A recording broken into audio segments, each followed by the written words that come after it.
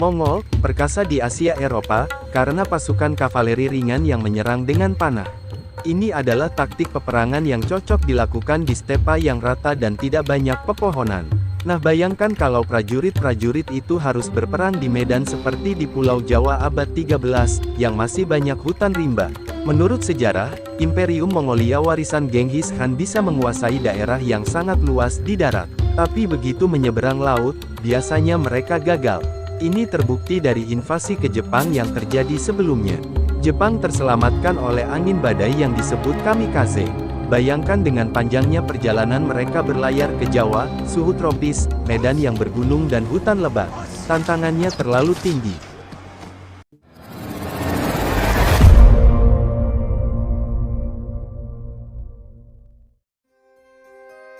Tujuan Mongol datang ke Jawa, bukan untuk berperang dengan Majapahit, tetapi berperang dengan Singasari. Malah mungkin Majapahit hanyalah suatu dusun, bila tidak ada pasukan Mongol di Jawa. Mulanya misi kedatangan pasukan dari negeri Mongol, atau orang Jawa menyebutnya Tartar atau Kitai Nagari, ke tanah Jawa adalah 1. Menghukum Kertanegara, Raja Singasari karena penghinaannya kepada utusan Mongol yang bernama Mengci. 2. Menuntut Kertanegara untuk mengakui kekuasaan Kubilai Khan atas tanah Jawa.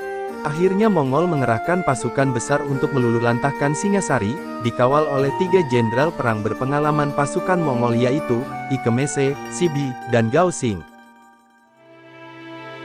Katakan pada rajamu, Singasari, bagaikan gunung karang, dan sanggup menahan angin taufan sedahsyat apapun. Namun, telik sandi dari pihak Mongol, rupanya telat mengabarkan, bahwa Singasari sudah rata dengan tanah diserang Jayakatwang. Akhirnya, Ike Mese, Sibi, dan Gao Xing yang memimpin kampanye Mongol ke Jawa memutuskan, untuk mencari ahli waris Kertanegara, untuk diminta pertanggungjawabannya, sekaligus menuntaskan misi yang mereka emban. Di satu sisi, Raden Wijaya, menantu dan ahli waris dari Kertanegara, menjadi pelarian karena diburu oleh Jayakatwang, dan meminta perlindungan kepada Arya Wiraraja, Adipati di Lumajang. Arya Wiraraja sendiri merupakan bangsawan Singasari yang pernah diasingkan oleh Kertanegara ke Madura. Rasa sakit hatinya itu membuat dia memberi usul kepada Jayakatwang untuk memberontak dan menyerang Singasari. Setelah Jayakatwang berhasil menaklukkan Singasari, dan target operasi selanjutnya adalah memburu Raden Wijaya, maka Arya Wiraraja datang menghadap kepada Jayakatwang, dan memintanya untuk memberikan amnesti kepada Raden Wijaya beserta pasukannya. Karena memandang jasa Arya Wiraraja, dalam usulan penyerbuan ke Singasari, Jayakatwang pun mengabulkan permintaan amnesti itu, bahkan memberikan sebidang tanah di hutan Tarik untuk dibangun menjadi kampung oleh Raden Wijaya, asalkan dia tidak memberontak kepada kedaulatan Kediri. Akhirnya, Sang Ramawijaya pun setuju lalu membangun pedukuhan di hutan Tarik itu dan menamakannya dengan nama Majapahit. Dalam masa pasca perang itu, rupa-rupanya Arya Wiraraja mengetahui kedatangan pasukan Mongol ke Jawa lewat pelabuhan Canggu. Dia pun bersiasat supaya Raden Wijaya menghadap ke pasukan Mongol dan bersedia bertanggung jawab atas perbuatan mertuanya, dan mengakui kekuasaan Kubilai Khan di Jawa, dengan syarat pasukan Mongol membantunya untuk memberontak dari Kediri. Dalihnya adalah Mongol tidak akan mendapat apapun jika menuntut pengakuan dari penguasa level kampung seperti Majapahit ini, kecuali mereka mau membantu Raden Wijaya kembali ke kekuasaannya sebagai penerus Singasari dengan cara memberontak melawan Kediri. Dengan dalih tersebut, para pasukan Mongol pun setuju untuk membantu Sang Ramawijaya. Singkat cerita, koalisi Majapahit Mongol pun sukses menamatkan karir Jayakatwang dan kerajaan Kediri. Pasukan Mongol pun berhasil membawa harta-harta istana dan mengambil beberapa orang sebagai tawanan, misi pertama mereka pun tuntas. Masih dalam suasana euforia kemenangan di Kedaton Kediri, Ike Mese pun meminta Raden Wijaya mengakui kekuasaan Kubilai Khan di Jawa.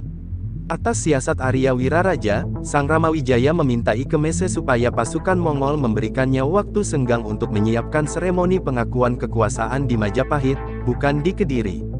Permintaan itu pun dikabulkan oleh Ike Mese. Dia pun memecah sisa pasukan Mongol menjadi 2 bagian, satu bagian di Kediri dan satu bagian lagi di Majapahit. Ternyata selama waktu senggang itu, Diam-diam Raden Wijaya memerintahkan pasukannya untuk membakar kapal-kapal Mongol yang berlabuh di pelabuhan Canggu. Sehingga hanya tersisa kapal-kapal Mongol yang bersandar di Kediri.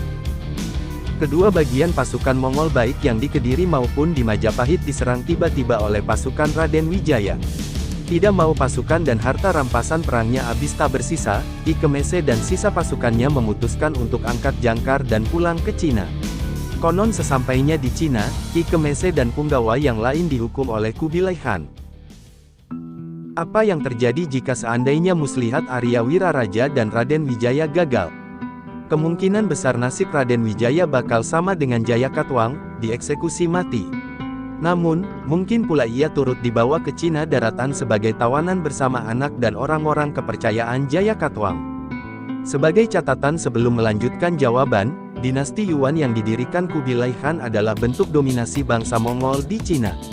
Sebagaimana cucu-cucu Genghis Khan lain yang membentuk negara-negara sendiri di seantero wilayah kekuasaan bangsa Mongol, Kubilai Khan mendirikan dinasti Yuan di Cina usai pasukan Mongol menaklukkan dinasti Jin di utara dan dinasti Song di selatan. Jadi, istilah Mongol dalam jawaban ini mengacu pada dinasti Yuan yang dipimpin Kubilai Khan. Bukan Mongol yang lain. Kedatangan pasukan Mongol, atau katakanlah lebih tepatnya pasukan dinasti Yuan, ke Jawa adalah untuk meluaskan pengaruh.